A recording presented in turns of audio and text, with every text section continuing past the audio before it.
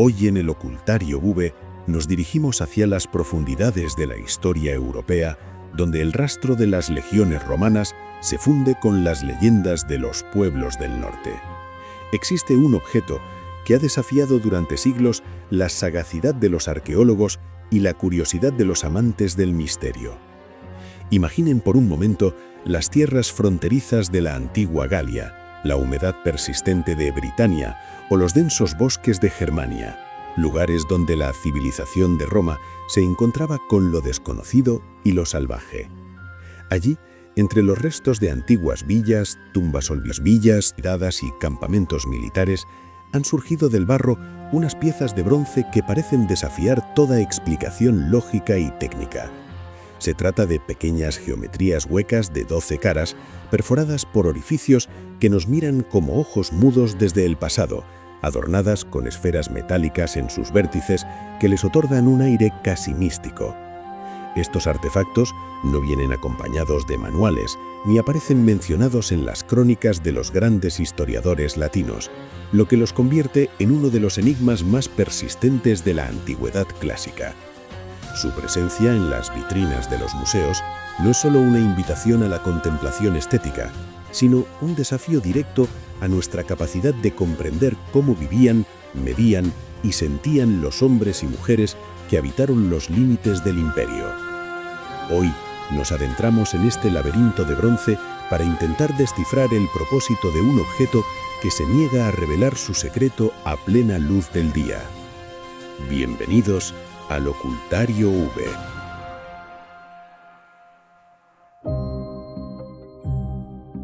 La historia de este enigma comienza en el suelo humilde, cuando un campesino que ara su campo siente que su herramienta choca contra algo metálico y extrae de la tierra una pieza que parece un dado imposible. O cuando un detectorista moderno siente el pulso de la historia en sus oídos al desenterrar un objeto cubierto por siglos de pátina verdosa. Lo que aparece ante sus ojos es un dodecaedro romano, un poliedro de bronce hueco formado por 12 caras pentagonales, cada una de ellas perforada por un orificio circular de diámetro distinto y rodeada por un pequeño borde en relieve. En cada uno de sus 20 vértices, una pequeña esfera o botón metálico remata la estructura, otorgándole una estabilidad que permite posarlo en múltiples orientaciones. Estas piezas, que suelen tener el tamaño justo para caber cómodamente en la palma de la mano, con diámetros que oscilan entre los 4 y los 11 centímetros, han hecho correr ríos de tinta en un intento por explicar su función. Su distribución geográfica es reveladora, ya que la gran mayoría de los más de 100 ejemplares hallados se concentran en las provincias del noroeste del imperio, la Galia, Britania, Germania, Bélgica y los Países Bajos, con hallazgos significativos en las regiones del Rin y el Danubio. Curiosamente, son extremadamente raros en la propia Italia o en las regiones del sur, lo que sugiere que su uso estaba estrechamente ligado a las necesidades o tradiciones de las fronteras septentrionales entre los siglos II y III de nuestra era.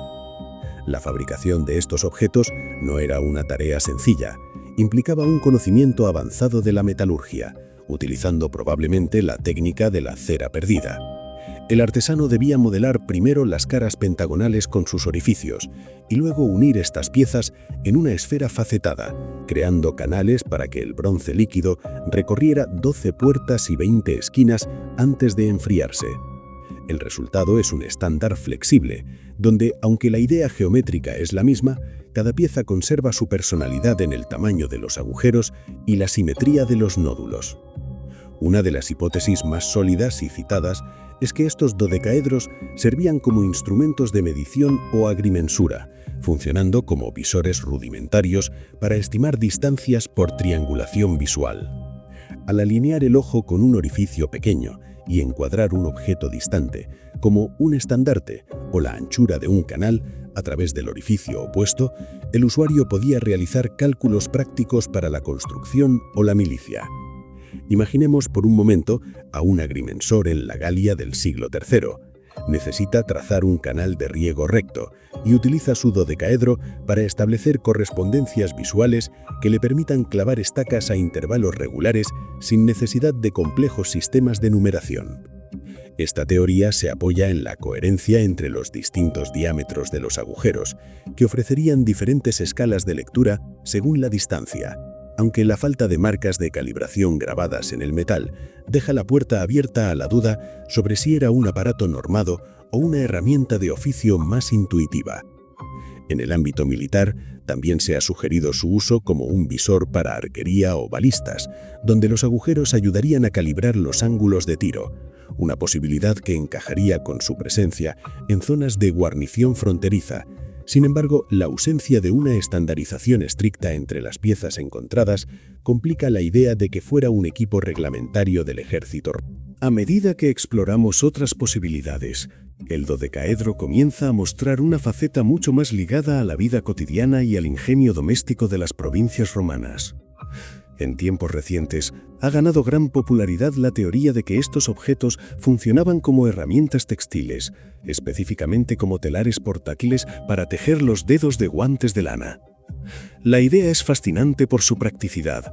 Al montar los hilos a través de los agujeros de distinta sección y usar los rebordes para sujetar la urdimbre, se pueden tejer tubos ajustados de varios tamaños que encajan perfectamente con la anatomía de la mano. Recreadores modernos han demostrado que es posible obtener muestras convincentes utilizando el dodecaedro de esta manera, lo que explicaría por qué los diámetros de los orificios varían y por qué la pieza es tan ergonómica y cómoda de sostener durante largos periodos de trabajo manual. Visualicemos a una tejedora en la remota Britania, quien, por curiosidad o necesidad, toma el poliedro de bronce de su esposo y descubre que los rebordes que él usaba para medir son perfectos para domar la lana y crear prendas que protejan a su familia del frío del norte. No obstante, el dodecaedro también ha sido vinculado con el mundo de la luz y el ritual. Algunos ejemplares han aparecido con restos de cera o signos de hollín, lo que sugiere su uso como candelabros o lámparas. En la penumbra de una villa o de un pequeño santuario rural, una vela colocada en su interior proyectaría patrones geométricos de luz y sombras a través de las 12 caras, creando una atmósfera propicia para la meditación o el culto. Los nódulos en los vértices permitirían que la pieza se apoyara de forma estable sobre 3 o 5 puntos, facilitando la entrada de aire para mantener viva la llama mientras el objeto ordena el espacio sagrado con su geometría. Esta vertiente ritual se refuerza por el simbolismo del número 12, que actúa como una máquina cultural vinculada a los meses del año, los signos del zodíaco y los ciclos solares. Es posible que el dodecaedro fuera un calendario visual u oráculo, utilizado por oficiantes para determinar fechas señaladas mediante la observación de los astros a través de pares de orificios, uniendo la obsesión romana y celta con los presagios con la precisión del bronce. A pesar de todas estas teorías, que incluyen desde calibradores de tubos y monedas hasta juguetes de élite o pomos de bastones, el objeto se resiste al reduccionismo. Lo más probable es que estemos ante una herramienta polifuncional, un objeto que podía ser 2 o 3 cosas a la vez dependiendo del contexto, la estación o la persona que lo utilizara. Una sociedad con menos papel y más memoria no necesitaba manuales de instrucciones. El oficio y el uso pasaban de maestro a aprendiz a través de la práctica diaria. Al encontrarse a veces en tesoros escondidos junto a monedas y joyas, o aislados en campos de labor, los dodecaedros nos hablan de una Roma plural capaz de inventar soluciones locales que el centro del imperio miraba con aprobación, pero sin convertir en canon.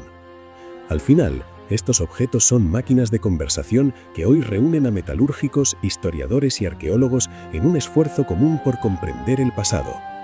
Quizás el mayor misterio de estos poliedros no sea descubrir para qué servían exactamente, sino reconocer que en su diseño se entrelazan la utilidad práctica, el arte geométrico y el anhelo humano por dar orden al mundo.